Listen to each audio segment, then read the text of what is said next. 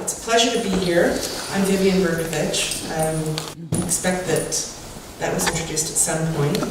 And I was asked by Gerald a few weeks ago if I would come to this event. And I have the distinct honor of introducing Gerald Steinberg, who needs no introduction, Elliott Abrams, who also needs no introduction. But before I do that, I'm just going to take a few minutes to talk about the work that NGO has done and continues to do, and how important it is. You've already, those were accolades from giants in this world. And so I will add a small voice to that. I first encountered Gerald and NGO probably 4 or 5 years ago. I know time flies. And at that time I was in Toronto, practicing law, doing a number of other things on the side, and one of my extracurricular activities was to write a column on the Middle East in the Toronto Star, a daily newspaper which talks of having the largest circulation in Canada, and also, in my view, has the distinction of not being overly friendly to Israel in its coverage and in its news coverage and editorial slant. And I was working on a particular piece, and Gerald's name came up in my research, and I phoned him, and there began what I would like to consider to be a fine friendship. He was extraordinarily accessible, helpful, available to me, not just on that one occasion, but frequently and repeatedly. And he enhanced my understanding of some very complex issues, and he always did it with incredibly good humor and demeanor. And I like to think that the effort that he put into me allowed me and helped me to communicate these issues to people who really needed to know more. Over the years, I've come to know Gerald much better than I did initially. I did have the honor of serving as Canada's ambassador to Israel for 2.5 years until last June. And while I was ambassador, again, Gerald was very helpful, very active, and just an all-round good friend and good guy, which he is. And I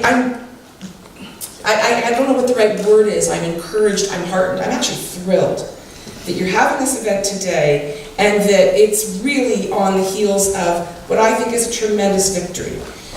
And that is the very significant change in what seems to be policy of the Norwegian and Danish governments in the last week towards funding certain NGOs that present themselves as Palestinian NGOs interested and engaged in human rights and the betterment of people's lives, but in reality seem to have more sinister goals and activities from time to time. Gerald works doggedly to educate diplomats. I know that because as a diplomat I received the education. I also heard comments from my colleagues about the education they received from Gerald. I think that this is a tremendous accomplishment, to have Norwegians not just pull funding, but demand funding back retroactively, and to have the Danes, in effect, revisit their entire program of funding these NGOs. I'm not surprised. I know both of the ambassadors who are serving here personally. They are fine professionals, excellent human beings, and they worked, when I was their colleague as well, very hard to understand these issues and to really bring clarity and integrity to these issues. And it's a tribute to Gerald because 2, 3, 4 years ago, I think he was working in a much different environment in terms of the receptivity of the Europeans and others. And the accomplishment of the last week is a very strong testament to the incredibly important work that he does. So that's my NGO plug and my deep appreciation plug. I don't know anyone else who's doing the work that they're doing, and they do it brilliantly. So now I will take just a couple of minutes because it's all I have, but you know, I could take forever, to introduce our interlocutors. Gerald, as I understand, will be in discussion with interviewing Elliott. Professor Gerald Steinberg. I'm sure many of you in here know him, as I heard him comment, and he made the comment to me. There's lots of competition tonight for other events, but you came to the right place. Gerald Steinberg, pardon my voice, founder and president of NGO Monitor. It's 15 years, correct, Gerald? 15 excellent years. And professor of political science, political studies at Bar Ilan. He was the founder of the program of conflict management and negotiation at Bar Ilan University. His research focused on the changing nature of power in international relations, as reflected in Middle East diplomacy and security, the politics of human rights, NGOs, and Israeli politics and arms control. He was awarded a prestigious Israel Science Foundation grant in 2008, and he did lots of other fabulous things that I won't read them all out because it will take too long. He is very widely published in newspapers, magazines all over the world, and if you have not followed his op-eds, I encourage you to do so. Elliott Abrams. Elliott is a senior fellow for Middle Eastern Studies at the Council on Foreign Relations. He served in the United States government as an aide to the late Senators Henry, better known as Scoop Jackson, right? And Daniel Moynihan, a very, very big personal hero of mine. As Assistant Secretary of State, this is Elliott now, he served as Assistant Secretary of State for International Organization Affairs and then Assistant Secretary of State for Human Rights in the Reagan administration, and as a Special Assistant to the President for Democracy, Human Rights, and International Organizations, and then Deputy National Security Advisor, long titles, Elliott, in the George W. Bush administration. He is a former chairman of the U.S. Commission on International Religious Freedom and is currently a member of the U.S. Holocaust Memorial Council. Let me introduce to you, please come up, Gerald Steinberg, Elliott Abrams. Enjoy the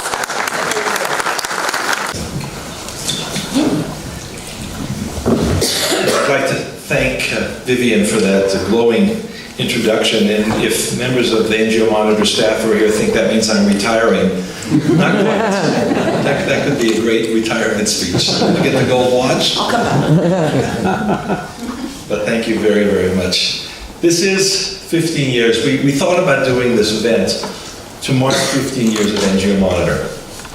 And we thought this was something that would go well with the, go well and not go well, but there's a logical connection to 50 years after the Six-Day War, after 67, and everything that's happened and is happening, and we see it in the pages of the New York Times and Haaretz and every place else now. When the idea, it wasn't an idea of NGO Monitor, when the idea that came to me, and you saw very quickly, I never talk that fast. I usually do talk fast. But the idea of monitoring NGOs occurred to me in the context of the Durban conference.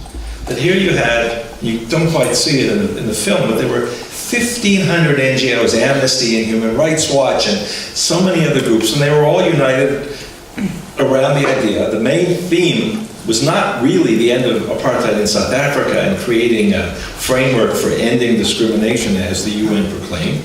This was about getting Israel. And well, Professor Kotler is sitting here in the audience and has many times spoken about the trauma of being there, and there are other people. I think there are a couple of other people who were there at the same time.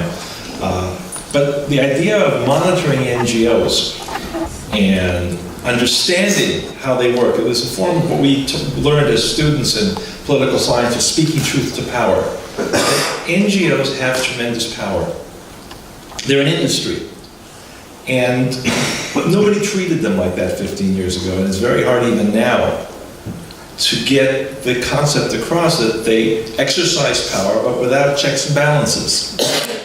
So you have, when I talk about this to ambassadors and to diplomats and to academics and point out that Human Rights Watch has a budget of $75 million a year, and Amnesty, we don't even know how much Amnesty has because they have now divided themselves up into quasi-public corporations, but on the order of probably 300 million pounds a year, and all the other organizations that are out there. That's how they get they sell their product, which is ideology, which is politics, in the framework of human rights. And I'm not saying that there's no human rights involved, but generally, as we've seen, especially when it comes to us, it's certainly not universal principles of human rights which they claim to promote. And as Vivian said, we struggled a long time and got a lot of cold shoulders and nasty things were said about us. We were often, what's the collection, McCarthyites, fascists, fanatics, liars. We have a whole file of all the things that were written and said about us, including by academics and others and diplomats. The latest term that we saw recently, an article that was published in a real academic journal, and the headline, the main theme was that we were usurping entryists. Those are the easiest words, which as I understood it, means that we dared to use the language of human rights, us right-wing crazies use the language of human rights, and speak and make submissions in the United Nations Human Rights Council, and take these issues seriously, and that makes us usurpers of the real human rights organizations. And you see that. And I have to say that in some ways that's also a sign of arrival, that there's some desperation made to discredit us, and it doesn't seem to be working very well. And we also see at the same time this more respect from diplomats and journalists and some of the ambassadors that we've met together. And you see that understanding that these issues need to be taken more seriously.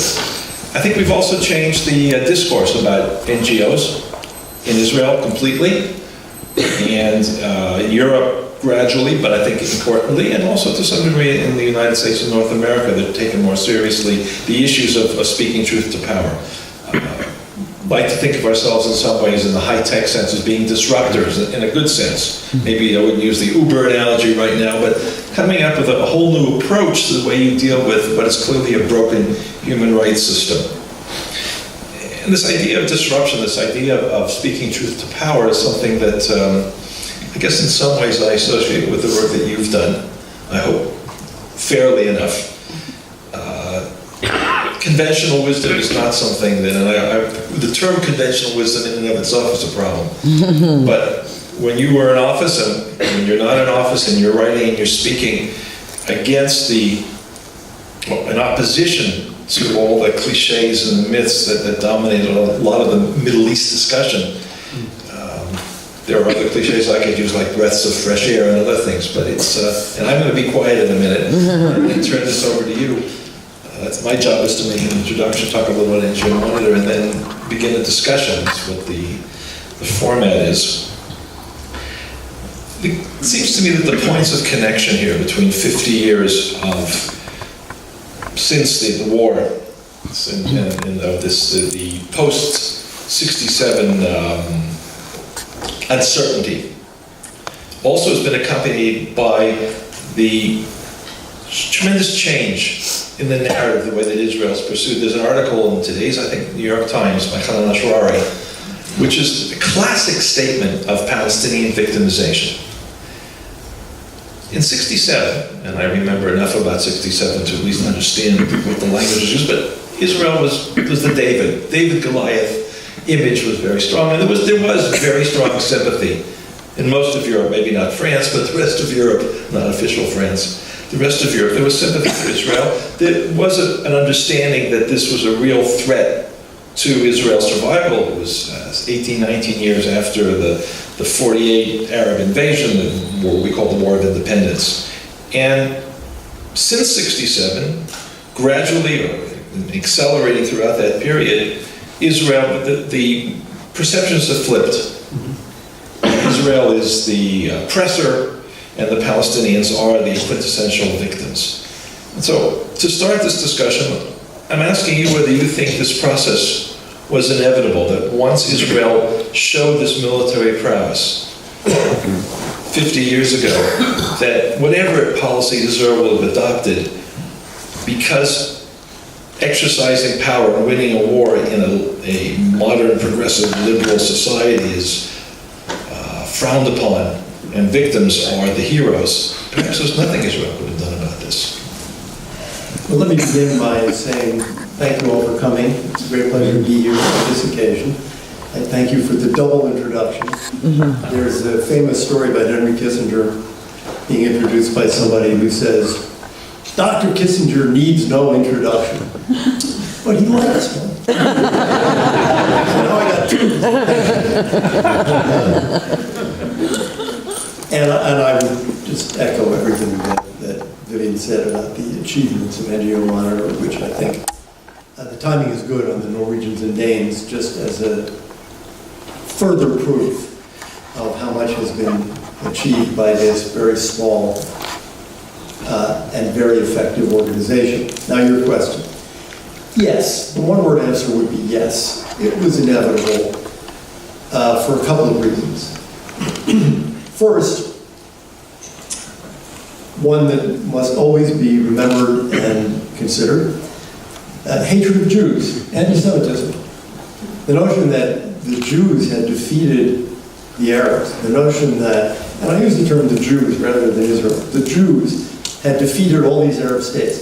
And now you had, particularly in Gaza and in the West Bank, Jews ruling Arabs, which was unthinkable and impossible and unacceptable. So I start with that, I think, that made it almost inevitable. And then I would add that the Arab states had to create an explanation, a legend, and they did.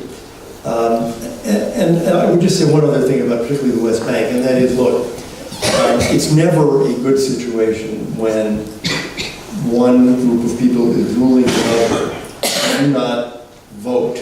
And the example I would give you is the American occupation of Germany and Japan, which we think of, through the mists of time as being immaculate conceptions and perfect. But in fact, if one could study them, there were lots of problems because one group of people ruling another cannot escape very significant problems. Add in hatred of Jews, add in the desire of first the Palestinians and the Arab states to tell lots of lies about this. I don't see how it could have been avoided.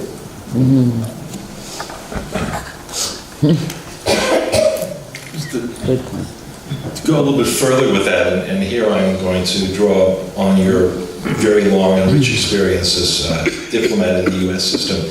The part of that process was that right after '67, the Arabs said that it wasn't Israel that did all this to us, it was the Americans who did this. It had to be the American Air Force. The mythology that Israel was only capable of doing this backed by the United States.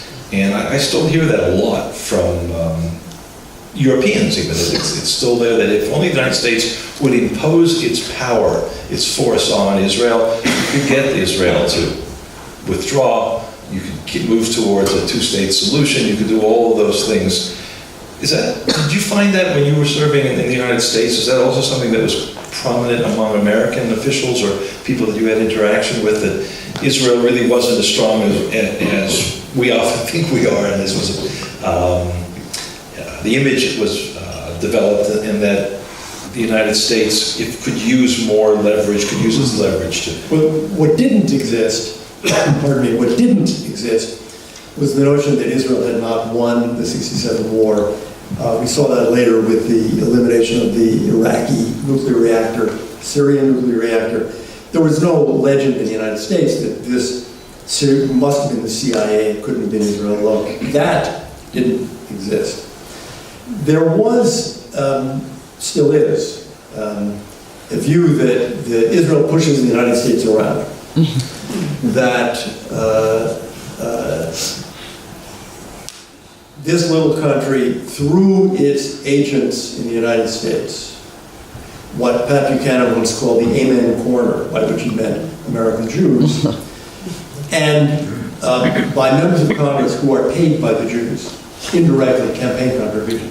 This explains American support for Israel, and if it weren't for the Jewish money and the Jewish pressure, that support wouldn't exist. I think that's, that argument still exists. There's no question about it. You still hear it. But it's not a very powerful argument. And the reason it's not a very powerful argument in 2017 is the evangelicals.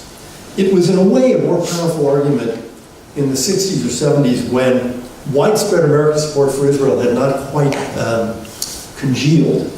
But now, it's there, and it's obvious. And where do you see it? I mean, you see it from members of Congress, from states or districts. There are no Jews. There really are no Jews. I can remember going to a session, introductory session, this would have been 2012, maybe 2010, for new members of the House of Representatives, Republican members of the House of Representatives, and there was this day-long briefing. Transportation policy, health policy, foreign policy. And I remember hearing some of these guys, they were mostly guys, talking about, you know, why did you come to Congress? And I remember one or two saying, I'm a conservative Republican, and I came to Congress to do the things that my voters believe in back in, you know, Wyoming or something.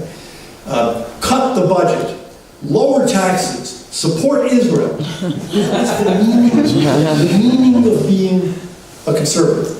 So I think this argument, now I still hear it. You can find it. You can find it in magazines. You can still find it published, even now, that there is this kind of unnatural Jewish power that explains American support for Israel. But it's really hard in 2017 with particularly the evangelicals and poll data. It's hard to make that argument seriously. We started off with I started off talking about Durban, which was a milestone. Yeah, I'll go back a bit for the question, and then I'll get to it. A little bit of history. There's some students here. I got to make sure I fill in some of the blanks. But 67, then you have 75, and talking about the development of this, what we call in academia, soft power warfare, the changing of the narrative. You talked about anti-Semitism. 1975, the United Nations passed this, General Assembly passed this resolution of Zionism as racism. And it was only in 91, as part of the post-Gulf War, George H. Bush administration of trying to initiate a new Middle East process, peace process, that it was, the vote was rescinded, that resolution was rescinded. What I saw in Durban was an attempt to revive that, a successful attempt in 2001. So it's 10 years later. They revived this concept of Zionism as being illegitimate, to demonize Israel through the language of international law and BDS. That was, again, 15, 16 years ago. And the United States had never really caught on except on campuses, but it's very powerful in Europe. From where you sit, from the people that you talk to, do you see the BDS movement as having achieved significant goals, as having peaked? Where do you see this now, and where do you see it's likely to go in the broad sense of demonizing Israel? Well, I think it does a lot of harm, because many of the arguments that the BDS movement is making would likely have died away over the years. But they haven't died away. And they haven't died away because there's a movement that is keeping them alive. After all, BDS are actions that they propose. But why should you boycott Israel? What's the point of boycotting Israel? Well, the point is you have to stop the horrible crimes Israel has committed. I mean, that's the point. So this is a propaganda effort to blacken the name of Israel and to make these arguments day after day that these extraordinary steps must be taken because of the terrible and impermissible things that Israel is doing. And we should not sit idly by and allow these things to be done. So there's, an endless effort to allege all sorts of crimes that Israel's doing. And I actually think if the BDS movement didn't exist, you wouldn't have all this propaganda. You would have Arab propaganda. You have less Arab propaganda now than you used to. And you have more counteraction to their propaganda, NGO Monitor. And you have more people, I think, aware, even in Europe now, that some of this is just pure propaganda. So I think the BDS movement, though it has not won very many victories in the sense that you can't point to countries or companies and say, well, all of them are out boycotting Israel. There's lots of divestment from Israel. That has not happened. I think, so their victory is not in damaging the Israeli economy. The Israeli economy is in great shape. Their victory is in maintaining, if you will, for another generation of particularly students, these vicious attacks on Israel. And it, there's an audience for it. And it does persuade some people. I'm going to ask you a question that we didn't discuss before, but it has to do with, it's in the news, is the UN Human Rights Council. In George W. Bush administration pulled out. There was debate about whether that was a useful move or not. My friend and colleague Hill, a lawyer, from whom I copied some of the parts of NGO Monitor, when I said there's got to be something to do with NGOs, he does UN Watch, and his position is that the US should not pull out of the UN Security Council, that an opposition voice is important to have. Based on the experience that the Bush administration had, and based on where you think things are now, do you have a take on that question? Yeah, I do. I would say first, there's no right or wrong here. He has a very reasonable position. I can argue it both ways. The position he took in the George W. Bush administration was that the UN Human Rights Commission was hopeless. Yes, every 13th month you could win some vote. Basically, it was a corrupt organization, and we should get out. And we did, and it collapsed, and they created the Human Rights Council, which is 2006. Yeah, exact copy of the UN Human Rights Commission. Doing the same thing. Now, but we did achieve something. We got rid of the Human Rights Commission. And I would give you a further example of this, which was early Reagan. We got out of UNESCO. And we got out of UNESCO partly because they were stealing money, but also largely because of Israel. And it worked in the sense that they cleaned up their act in terms of corruption inside UNESCO. And they're better, the staff is better now. And here's the problem. The people who work at UNESCO, the Secretary General of UNESCO, she's fine. She's pro-Israel. She's sickened by the votes. Because the Secretariat doesn't control the votes, the members vote. And they do these ridiculous anti-Israel votes. The same thing is true in the Human Rights Council. It's the member states who are voting this way. Hillel's argument, and it's a perfectly good argument, is, you can win some of these. Even in UNESCO, you win some of these. In the, you don't win any in the General Assembly, really, but in the Security Council, you win some. So take advantage of this. And if the United States gets out, it's going to be worse. There are going to be more votes against Israel. But I don't agree. I don't agree. I think it's a reasonable position. Stay in and fight. I'm not even sure, frankly, what the government of Israel's position is. My view is the only way is, pardon? We are not. We also No. I say that because, first, you can criticize it and say, oh, it's really bad, all these votes are really bad. Nobody cares about the speeches. They care about the money. If the United States announces, we're out, we're staying out, it's a disgusting series of votes, the organization has no moral center anymore, we're done. That's big news. That's news in Europe, that's news among all the member states, and that's a way of really saying, this is intolerable. And you can say, we would actually be happy to go back if the place ever gets reformed. I have to tell you one story about going back. Well, Ronald Reagan got out, and I was working for Reagan when he did it. We went back in the George W. Bush administration. I think it was 2002, if I remember right. It could be 2003. And, you know, we pay a lot of dues. The United States basically pays 25%. The budget of UNESCO at that point was about $400 million, so we had to pay a fourth of that. And Bush, when he gave his speech to the UN General Assembly, said he had never given a speech like that before. He said, "You're speaking to a hall of mummies." And it's true, everybody was sitting there. No smiles, no applause. And then he got to the line where he said, and the United States has decided we're going to go rejoin UNESCO. Huge applause, swept the hall. And the Chief of Staff, Andy Card, White House Chief of Staff, and I were sitting in the audience behind the United States sign. Card turned to me and said, $100 million for a round of applause? So there's a downside to going back in, even when you should. I just think,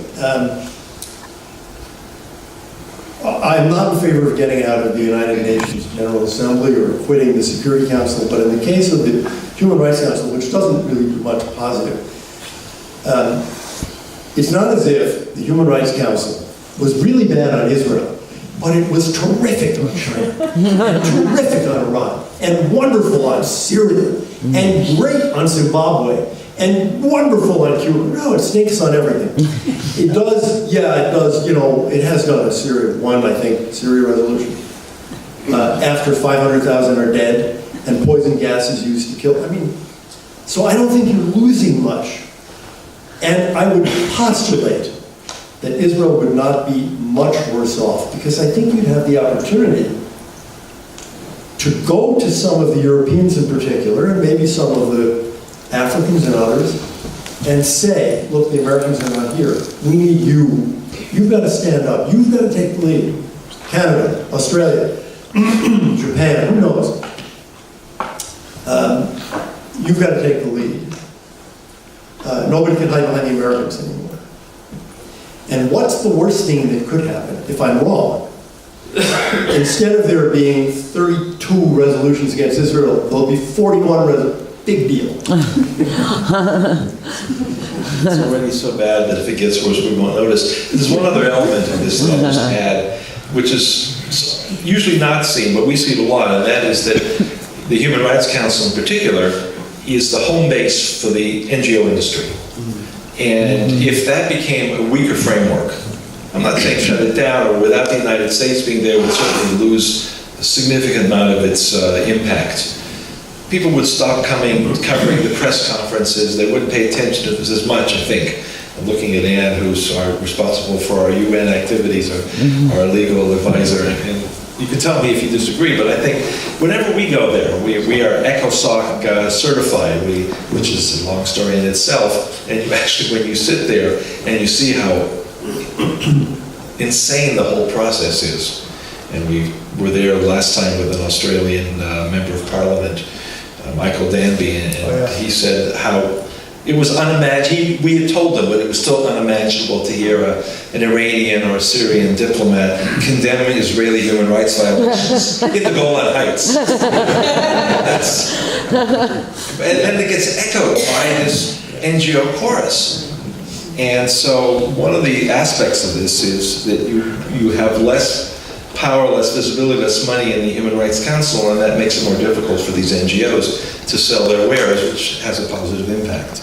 So that's part of the overall, at least from our perspective, discussion. I want to switch to some of the more central issues that are being discussed today. I don't know you can have a serious political discussion anymore without mentioning the two-state, I'm not going to use the word solution, I'll say formula. Two-state formula. It comes up constantly. It's interesting to note that in all of the public statements that were made by President Trump and Prime Minister Netanyahu when they were here. How long has that been now? 2 weeks? 2.5 weeks? Traffic hasn't gotten any better. But nobody said two states. None of them said two states, and that was pointed out. Do you think that there is, from your experience in the Bush administration and the White House, do you think it's inevitable, as sometimes people say? Is it, or is it no longer viable? Is it time past for it? Should it be a declared goal of the United States, or is it one option among others, as seemed to be the one of the statements that President Trump made when Netanyahu was in Washington? This would be a 3-hour answer, but it won't be. We have time. I have a plan. Where begin? 50 years ago, I think if you had said, you understand that Israel is going to be in control of, let's just take the West Bank and the Golan, but we're focusing on the West Bank, for 50 years. I think most people would have said, you're completely insane. That's not sustainable, it's not possible, it's ridiculous. 50 years, come on. At that point, 1967. So 50 years before was World War I. You're telling, that's the distance in time. I say that by way of saying, first of all, who can predict where we will be in 10 or 20 or 50 years? What I say to people, therefore, is, I don't accept the statement, there is only one solution, it's the two-state solution.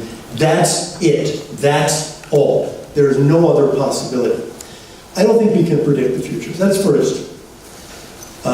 Tell me what Syria will be like in 25 years, or Egypt, or Jordan, or Lebanon, or Hamas, or Al-Qaeda,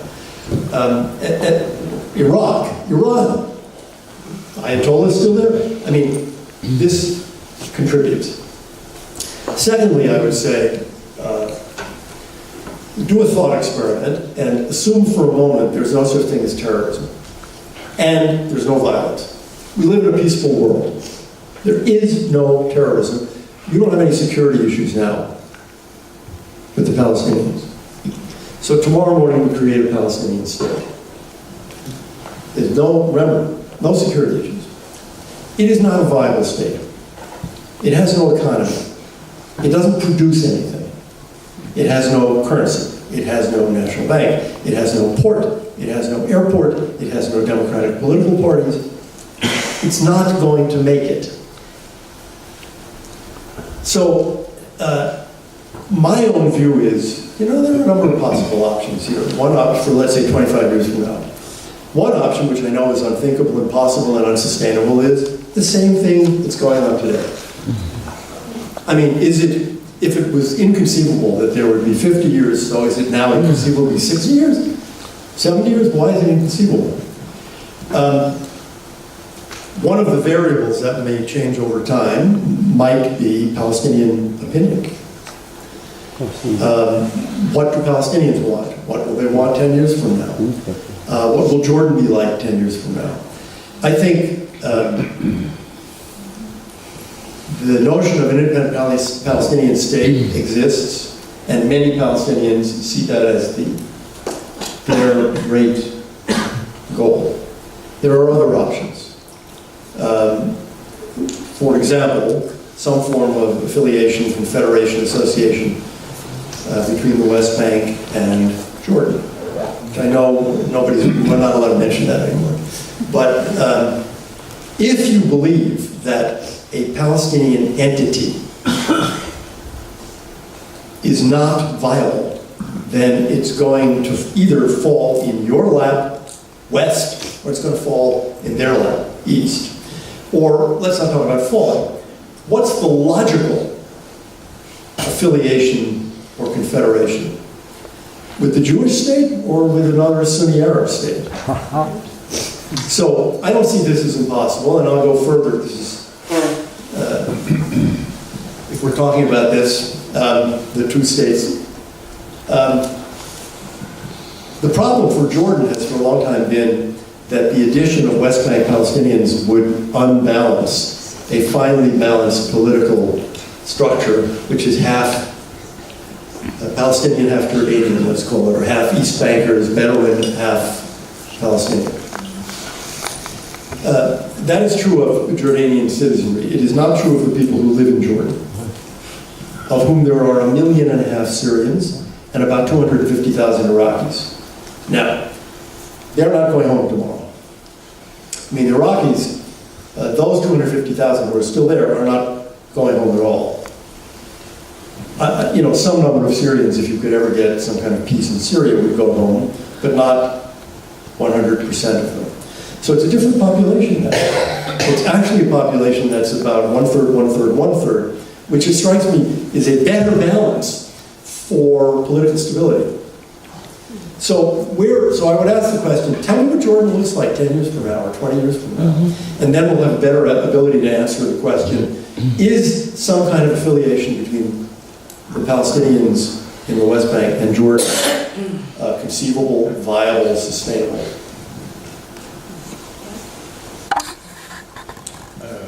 I was at a meeting with John Bolton a few days ago, and he's got some PR out there of a three-state solution. And he talked about Egypt. It's sort of going back to, in some ways, pre-67, Egypt and taking Gaza, and Jordan taking responsibility for parts of the West Bank. You kind of answered on the issue of Jordan, and you pointed out some things which I hadn't thought about. I hadn't thought about all those refugees as being part of Jordan. Of course, Palestinians have been there since 48, and they are part of Jordan now. By the way, you know this, but we have to say it anyway, the Jordanians, the non-Palestinian Jordanians still talk about, at least the ones that I speak to, about some sort of refugee solution where they do not become part of the Jordanian, long-term Jordanian society and population. They're absorbed into a Palestinian state. So the question of whether they see the Syrians and Iraqis as long-term, it may be it's a very good question. And the Jordanians have a history of giving, unlike, say, the Lebanese, the Jordanians gave citizenship to the Palestinians who arrived there in 48 or who arrived there in 67. So is it crazy to think that someday they would give citizenship rights to the Iraqis or the Syrians? Someday.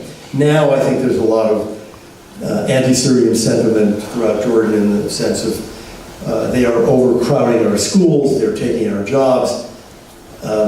So I'm not talking about tomorrow morning. I am talking about these long-range predictions about what the future would hold. I'm a little surprised to hear you say that. I think one other thing has happened in the last year, well, it's not a year, unfortunately, let's say 5 years. I think the king has been helped a lot by the sense among Jordanians that they have it pretty good. I mean, look at what happened in Iraq, and it's still happening in Iraq. Syria is, just too horrible to contemplate. Jordan, law and order, internal peace. Where would you rather live, Syria or Jordan? So I think Jordanians of whatever origin sort of look around Jordan and think, let's not sacrifice this. This is pretty good. I think many Palestinians who have Jordanian citizenship would be unwilling to take a bet on a new Palestinian state that you establish tomorrow morning, because what is life going to be like there? And I think this is certainly true for Jerusalem Palestinians or Jerusalem Arabs, who I think, I really have never met a Jerusalem Arab who would give it all up to go belong to a new Palestinian state tomorrow. Let's go further in the region. The idea of a Sunni-Israeli alliance has been mooted a lot, lots of discussion out there, and various talking heads. And you've got there was some expectation that Trump would come back from Saudi Arabia, and there would be some expression of that as both a combination of pushing towards peace and recognition, bringing in the Palestinians, but also vis-a-vis Iran. And then we've had this, so that didn't happen, But we had this move yesterday to isolate Qatar, which, the little that I know about those regional dynamics, I accept the interpretation that's also to a significant degree an anti-Iranian move. Part of that attempt to close some of the Iranian, to reduce the influence. Do you buy into this idea of a more than what we have now, but tacit coordination into something more robust in terms of Israeli-Sunni cooperation, particularly directed against Iran? Not really. I think there is a lot of cooperation. And you have a common enemy, a very dangerous common enemy in Iran. But there is intelligence and military cooperation now, which makes the Sunni Arab Gulf states happy. And it's all secret. Which makes them even happier. Which makes them even happier. Why? Because then there's no domestic blowback for them. They don't have to worry about popular opinion. They don't have to worry about being accused of working with the Zionists. So why would they do more now? Why would they want to go public now? The Americans want that. Israel may want that, but they don't. And I think it's going to be very tough to get them to come out of the closet on this. You're not going to get, Saudi or Emirati generals landing at Ben Gurion with the cameras going. It's dangerous for them, so they're not going to do it. There is a theory, which is go back to the deal with Sadat, the Israeli-Egyptian deal with Sadat. You may remember that there was more than that, at least on paper. There was also a framework for Palestinian-Israeli peace. Now, nothing ever came of it, and I don't think anybody believed anything would come of it, but it was useful for Sadat because he was accused of abandoning the Palestinians. And then he could say, what are you talking about? We have a framework saving the Palestinians. We have a framework for... I think you might see an effort to replicate that, particularly on part of the United States. Do a framework deal with the Gulf Arabs that talks about peace between Israel and the Palestinians along the following 4 principles, or 10 principles, or whatever. That gives gives the Sunni Arab governments more leeway to deal with Israel. But I still don't think it's going to be much. They might do more with the Palestinians, which would be good. Pay more, invest more. That's good. Try to build up the Palestinian economy.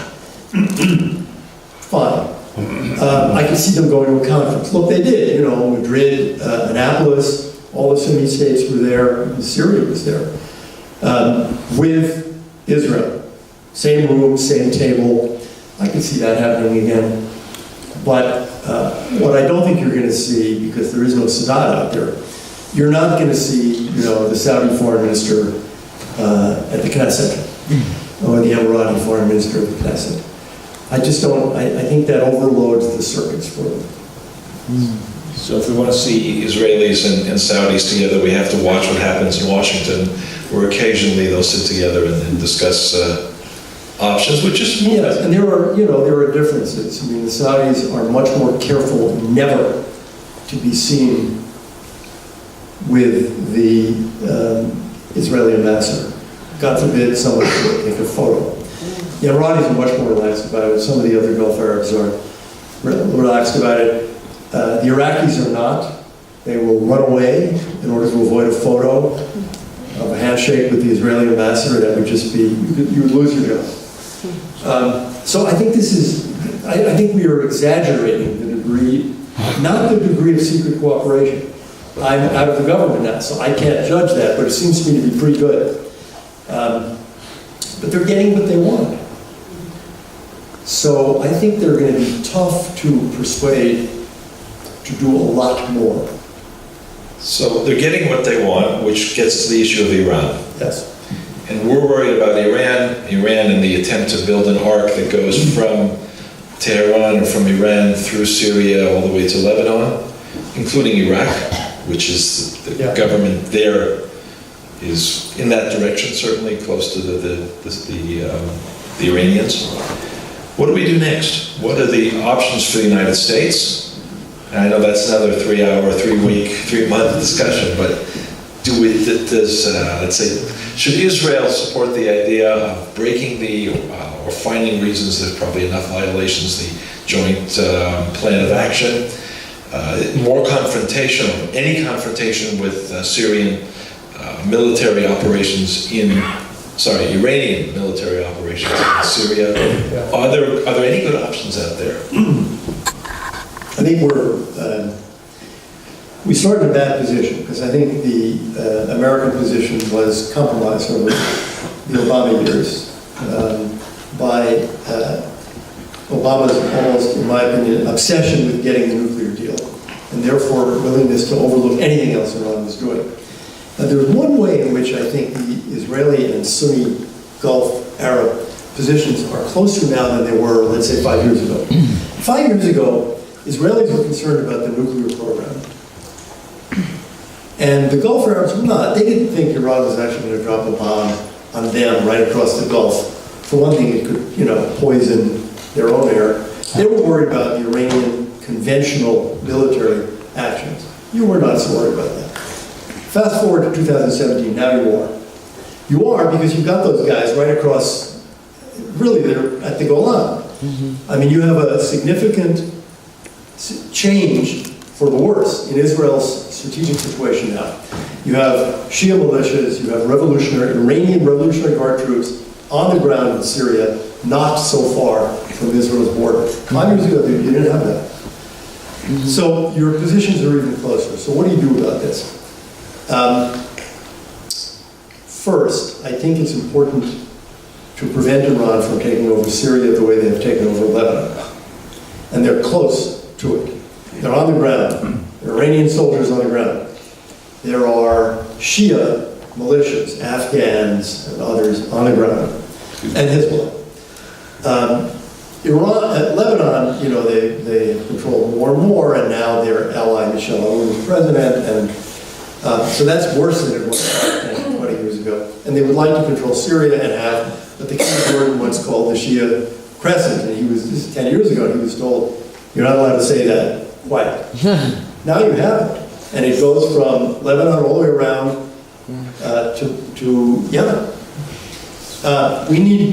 We are going to defeat ISIS. We're not defeating Islamic jihadism is one thing. That's a much tougher thing. But the Islamic State, that can be defeated, and it will be defeated. They will lose Raqqa, they will lose Mosul, and so they're losing Raqqa. This is happening. And their territory in Syria is shrinking. The question is, what fills that territory? American and Saudi and Jordanian and Turkish and Emirati-backed groups, or Iranian-backed groups? Are they actually going to take control of Syria? I don't think we know the answer to that yet. And it depends partly on decisions made, in good part it depends on decisions made in Washington. It depends also on cooperation from Turkey and Jordan and all the other Sunni countries and Israel. But that's going to be very hard to do if the United States is not playing. If there's not a decision in Washington, no, they don't get Syria. I'm not suggesting that we attempt to conquer Syria and drive them out, which would be a very bloody war. And I'm suggesting that we prevent them from taking over the whole country, which is going to be hard enough. So that's first. Don't let them have Syria. Secondly, I'd say try some pushback in Iraq. They have a lot of influence in Iraq, but they don't have 100% control, partly because there are the Kurds, partly because there is resistance in the Sunni areas that were once upon a time allied with the United States. What are we going to do about this? We don't have very many American soldiers in Iraq, but the difference between some and none is a big difference. And I hope we retain this commitment to Iraq and to the Kurds. You know, the history is that the United States allies with the Kurds and then betrays the Kurds. We may do that with the Syrian Kurds. Who are the best fighters against Islamic State? Syrian Kurds, which is why the United States works with them and arms them. What happens after that? Do we say, thanks a lot, and then hand them over, in essence, to Erdogan? Or do we stay with them in some way as allies? I don't think we know the answer to that. These questions, I think, should be answered in a way that does not allow Iran to solidify its control of Iraq and Syria in addition to Lebanon. And it's quite dangerous for Israel because Hezbollah is busy now. But if you envision a situation 5 years from now, let's say, 10, 5, when Iran is in control of Syria, and the violence is largely over. It's now an Iranian-controlled country, Assad's still in power. Hezbollah is not so busy, and may turn south again, because Iran, basically, I think they mean it when they say all of what they say about Israel. Turn for a minute to the nuclear side. Look, the president has decided not to get out of the JCPOA, the nuclear deal, on day one, because we're, day 130 or 50 or whatever it is. I think we should do a couple of things. One, be very tough on the non-nuclear questions, which again, Obama wasn't because he didn't want them to jump out of the deal. Cheating on their missile program, for example. Human rights questions. In Iran, there's the Human Rights Council. The human rights situation in Iran is horrifying. Look what they do to the Baha'i, just to take one example. And we don't say anything. We issue a press release once a year or something. Why don't we have a huge global campaign against Iran? The model here would be Reagan and the Soviet Union. Reagan didn't invade the Soviet Union. He said, this is an evil empire. They will end up on the dustbin of history. And we had a huge campaign to delegitimize the Soviet Union. That's what we need for Iran. Using human rights as one of the proper weapons. We also need to push them back militarily. I don't like to use the term Persian Gulf because it feeds their ideas. The United States needs to retain control of the Gulf. Call it the Arabian Gulf. We're all allies now with them, right? So it's the Arabian Gulf. There should always be an American carrier group, and I think we should be more aggressive as we defend against Iran's attempts to take control of the Gulf. For example, this business of having their little gunboats swarm American ships in violation of international law. I don't think we should tolerate this. And you fire a few shots across the bow, and if need be, you fire a few shots into the bow of these Iranian gunboats. This is a message that would be understood in Tehran. You're doing this off the coast of Yemen. I think the United States has made clear now, we will not permit Iran to control that coast because it's the Bab el-Mandab leading into the canal, Suez Canal. And so we're patrolling that in conjunction with some other countries. And that's real pushback against Iran. I think there we've said no. So I think you have to do all of that on the and look, I don't know what Iran will do in the front. Maybe they walk away from the JCPOA. The problem with the JCPOA is that it permits Iran to have a nuclear weapon 10 or 12 years down the road. You remember what the president said when he was here. We will never permit Iran to get a nuclear weapon. Yeah, Which we heard before. I would like to see him put that to Congress. I'd like to see a vote in both houses of Congress that says we will not permit, the United States has a firm policy, we will not permit Iran to get a nuclear weapon, and force would be used to prevent it if need be. I think you need to say that. And you need to prepare for it. These things leak, and if they don't leak, you can make sure they leak. That the Pentagon has been told, be ready, if need be, to do this action. If the Iranians push us into a corner, the president has said we will not permit it, okay. That means that you need to have a military plan ready to allow him to do what he said he would do. Deterrence, bringing back deterrence, which is always Before I go, I have one more set of questions. and one more actually area to discuss, and then come back to where we started. Oh, I have, sorry, I have one, it's a conversation. I have one more area, but I want, before we let that last one go, you didn't mention, I don't think you mentioned Russia. And at the risk, you could say, I don't want to go there, but well, that's an elephant in the room.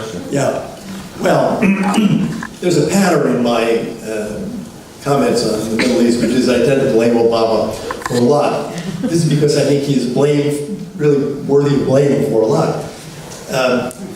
you won't get much Russia was not, didn't have a position it has 10 years ago. What do we do about it now? I don't think there's a way to drive them out. I'm not looking for a war with Russia. I do think the United States should be refusing to be pushed around by Russia. The example I would give is something that Hillary Clinton proposed over and over again. Senator McCain has proposed it, which is a no-fly zone, safety zones in Syria. So Syrians don't have to leave their country to be safe. And you have to patrol that from the air. And the answer that people give is, well, it's true, you can't do that. It's too late to do that because the Russians are there and they can shoot down an American plane. My answer to that is no. That's a world that I don't want to live in. And what you do is say to the Russians, look, we're going to patrol this area. It's a humanitarian zone for refugees. Do you really think Putin's going to shoot down an American plane? I do not. I think if you look at what Putin has done, he invades Georgia, he invades Ukraine, he moves into this vacuum in Syria. What has he done against NATO? Which NATO country has he attacked? None. Because he's calculating. That is deterrence. So, I don't think he's crazy. Not at all. He's not going to shoot down American planes. You have deconfliction. The Israeli-Russian deconfliction works quite well. And we have it too, and we could expand it. So my view is you cannot say Russia has no place in Syria. We foolishly recognize still the government of Syria, which is a mistake. I think we should correct that mistake. We should have long ago. But so they invited the Russians in. Under international law, they have a right to be there. They're not attacking the United States. I tend to be somewhat more relaxed about the Russian threat, only for one reason. I think that Russia is a declining country. Any demographer, will tell you that the Russian population is declining on a straight line basis. The demography is horrendous. And we talk occasionally about the damage to Saudi Arabia, these other countries, because you have $50 oil, not $125 oil. Russia has a one-crop economy. One. So Russia is going to decline. From this point of view, Putin is doing something quite intelligent. Make hay while the sun shines. That is, this is a window. You've got money because he has money from the years in which Russia was, everyone was getting these huge oil revenues. And he has used it, again, from his point of view, quite intelligently, to do extremely good, from his point of view, military buildup. The Russian military today is much better than it was 10 years ago. But this doesn't go on forever. So I think we need a policy of what amounts to containment, certainly for the Trump years, and let's say for a decade or so. And then I think you will see real decline in the Russian position. But you have to act now to prevent further expansion. To deal with the Syrian, Iranian, the regional issues. I would just say one other thing on that, because I think it's important to make the point. There are not identical interests between Russia and Iran. That's right. There's an overlap of interests. Russia, for example, they want a port in Syria. They want a Mediterranean port there, which they now have. They've wanted this, for a couple hundred years. That has nothing to do with Iran. They want that port. And they want to demonstrate Russian power in the region. Again, this goes back to the Tsar. Kerry used to go negotiate with the Russians over Syria. He'd go to Geneva and Astana and have these negotiations, which were foolish and always failed. And the reason they fail is a great principle of diplomacy. You cannot win at the conference table what you have not won on the battlefield. So if Obama was not doing anything on the battlefield in Syria, he was carefully not doing anything, it was ridiculous to send Kerry out to say to the Russians, you need to make concessions. Why do they need to make concessions? So this is where you come back to the idea of doing more on the ground in Syria. I think we should, for example, we are doing somewhat more now in the last few months, pushing back, working more closely with some of the rebel groups, pushing back on the ground. Then you have the opportunity to maybe negotiate with the Russians and say, look, there's a kind of military stalemate. Let's talk about it. Until then, talking to them seriously about it is foolish. But again, you need to establish, frankly, a military basis to have these discussions with them and to try to regularize the relationship. And I think Israel is a great example of this. The Russians respect the Israeli military, and they respect, I don't know what prints this in the Israeli press, but you know, there are allegations that Israel has bombed Syria a lot. This is in the international, read the foreign press. Even now, while there's a significant Russian presence in Syria, one reads these stories all the time. What have the Russians done in response? The answer is nothing. Because something was worked out between the Russian military and a military they respect and a government whose firmness they respect. We didn't have that. We need to achieve that between the United States and Russia. I'm going to leave my part of the questions at this point. I think you should hold on to your microphone, though. Because we have some time for the really tough questions from people who've been sitting in the audience. Talk about Turkey. And it's part of the whole... Question about Turkey. Here I'm quite critical of the Trump administration. The proper response for the United States would be to say, this is unacceptable, and you throw the Turkish ambassador out. Yeah. And you say to Erdogan, look, we want the best of relations with you, but this is not tolerable, and there's a price to pay for it. He has not paid any price, which is just terrible, foolish. I really worry a lot about what Erdogan is doing to Turkey, which is basically turning it into a kind of Arab dictatorship. Really, you know, Turkey was, okay, it was not a European country, even though there was quasi, is right. And there were talks about joining the EU. I don't think anybody really took them seriously. I mean, I didn't anyway. But it was a nice incentive for the Turks to behave better, and I think it worked.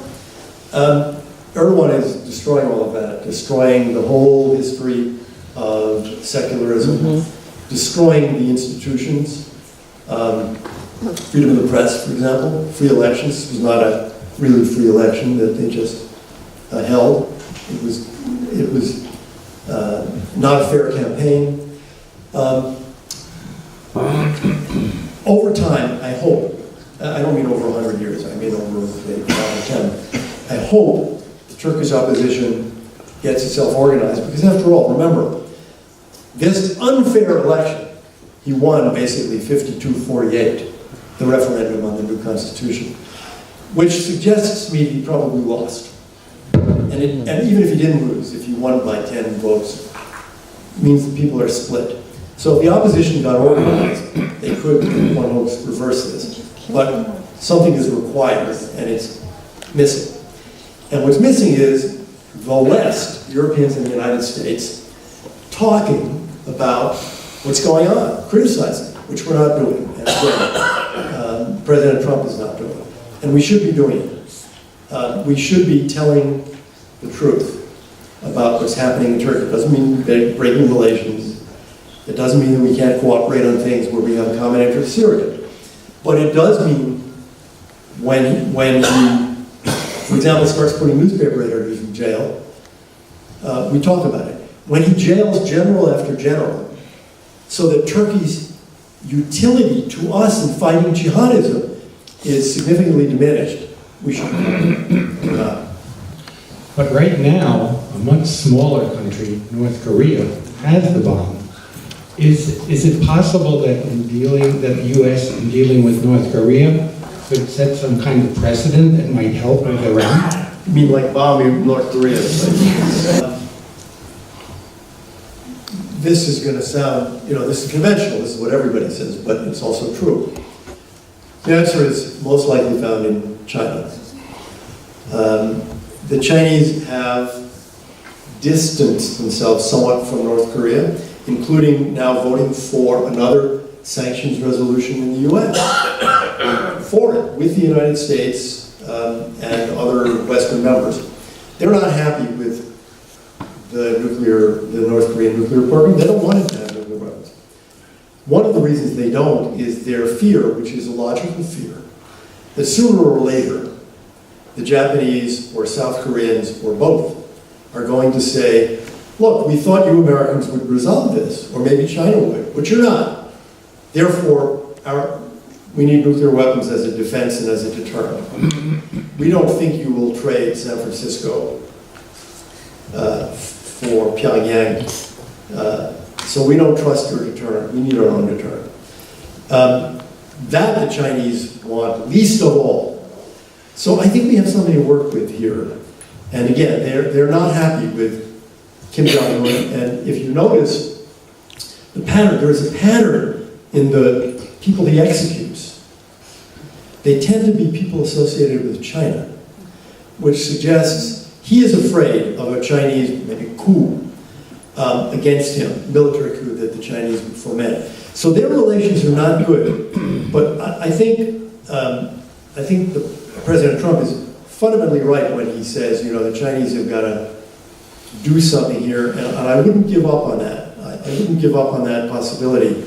And it's something I think the United States and China and others in the region, obviously, need to talk about a lot more. The Chinese are going to want all sorts of guarantees, like we don't want South Korea conquering North Korea and turning it into an American military base, that sort of thing. All of these things can be talked about and should be. We spoke of the delegitimization of Israel, and I wondered if what your position on Israel's handling of Palestinian human rights and civil rights over the past 50 years in the future, since whatever solution is not around the corner. Seems like Israel, is doing feeding into some of this problem as well. Well, I was in Japan in September, I think, and it got me interested again in the occupation, and I read a couple of books about the occupation. The American memory of the occupation of Japan is that, it was perfect in every way. Well, it wasn't perfect in every way. And we could talk for an hour about the ways in which it was imperfect. It was fundamentally fantastically great. And look at Japan. Look at the economic recovery. Look at the democracy they've had every day since then. And the way, we, the United States, the occupation, used Japanese culture to build the Japanese democracy. It's pretty fantastic. But with a lot of terrible things that happen. A lot of mistakes also. So this is obviously going to be the case for Israel. The problem for Israel is that nobody, in the UN says, well, it's a very difficult situation, and by any international standard, Israel's record is fantastic. No. Instead, any mistake that's made, if it is a mistake, becomes front page news, and anything that happens is called a crime. I don't, given the way the world is, you're not going to escape that, except through, frankly, you're not going to escape it. You can cope with it the way you are, I think, coping with it, which is, there are lots of human rights groups in Israel.